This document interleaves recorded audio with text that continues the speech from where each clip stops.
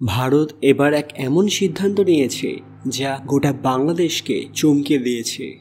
এতদিন ভারতের বিভিন্ন জায়গা বিভিন্নভাবে বয়কট করে আসছিল বাংলাদেশের বিভিন্ন জিনিসকে, কিন্তু এবার সরাসরি নেওয়া হলো এক এমন পদক্ষেপ যা সবার মনেই চিন্তার পরিবেশ সৃষ্টি করেছে।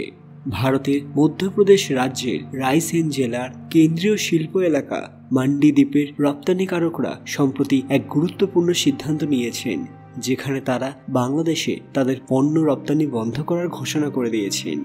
এই সিদ্ধান্ত শুধু অর্থনৈতিক নয়, বরং কৌশলগত এবং রাজনৈতিক দৃষ্টিকোণ থেকেও গুরুত্বপূর্ণ হয়ে উঠেছে, যা ভারত বাংলাদেশ বাণিজ্য সম্পর্কের ওপর বড় প্রভাব ফেলতে পারে। ঠিক কী ঘটেছে সবটাই জানাবো আজকের ভিডিওতে। তার আগে কমেন্ট বক্সে হর হর মহাদেব লিখতে ভুলবেন না। সকলকে আমাদের চ্যানেল পুরাণ কথায় স্বাগত। আজকে আপনারা জানবেন আবারও কি বয়কট রব উঠল ভারতে। ভিডিওতে এগোনোর আগে সবাই অবশ্যই আমাদের চ্যানেলটি সাবস্ক্রাইব করে নেবেন।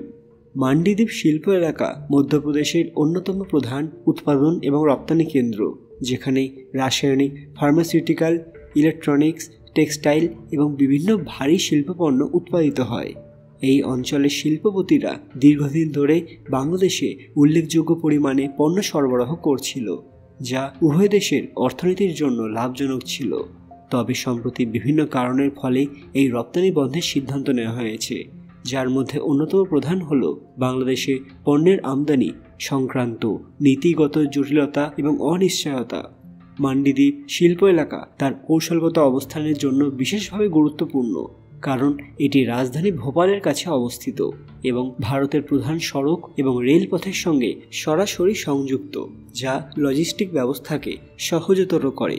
এখানে 2000-এর বেশি ক্ষুদ্র, মাঝারি এবং বৃহৎ শিল্প প্রতিষ্ঠান রয়েছে, যা দেশীয় এবং আন্তর্জাতিক বাজারের জন্য অত্যাধুনিক প্রযুক্তিতে পণ্য উৎপাদন করে।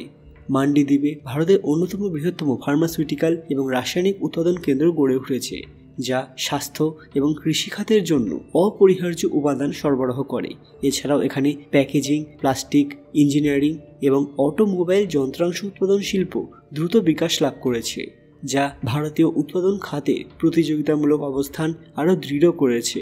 মান্ডি দ্বীপের শিল্প প্রবৃদ্ধি মধ্যপ্রদেশকে একটি শক্তিশালী অর্থনৈতিক কেন্দ্র হিসেবে গড়ে তুলেছে। এই রাজ্যের জিডিপি বৃদ্ধিতে গুরুত্বপূর্ণ অবদান রাখছে। বাংলাদেশের ক্রমবর্ধমান আমদানি শুল্ক, কঠোর শুল্ক নীতি এবং বাণিজ্য সংক্রান্ত নতুন বিধিনিষেধ মান্ডি দ্বীপের রপ্তানিকারকদের জন্য চ্যালেঞ্জ হয়ে উঠেছে।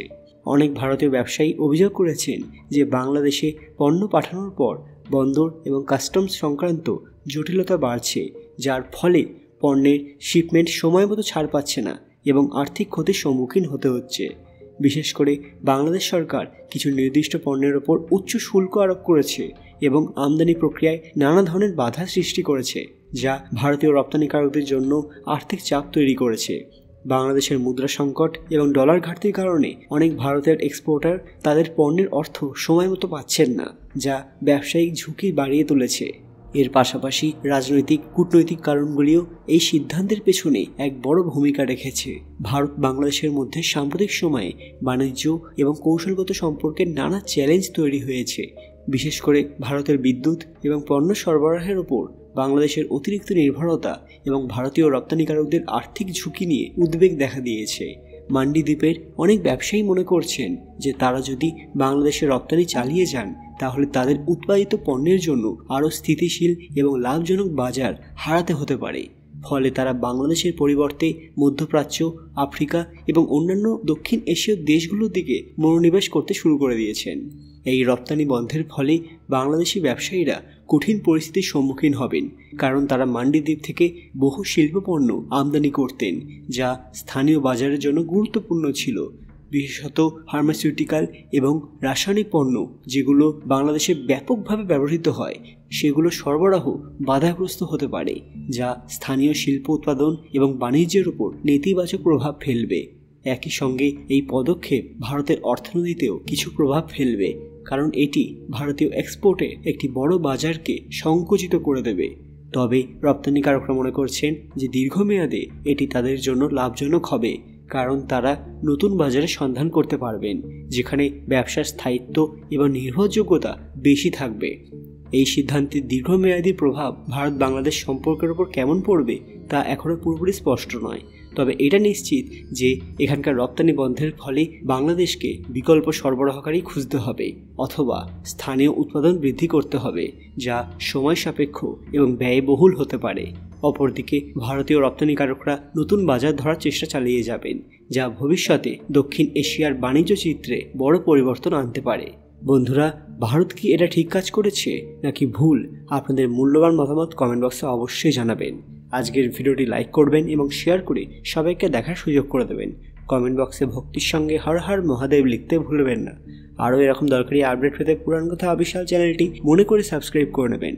এখন আমরা শুধু মাইথোলজি নয়, ওয়ার্ল্ড নিউজেও ফোকাস করি। খুব তাড়াতাড়ি ফিরে আসবো একটি দরকারি ভিডিও নিয়ে। ততক্ষণ আপনারা এই ভিডিওগুলো দেখতে পারেন। ধন্যবাদ।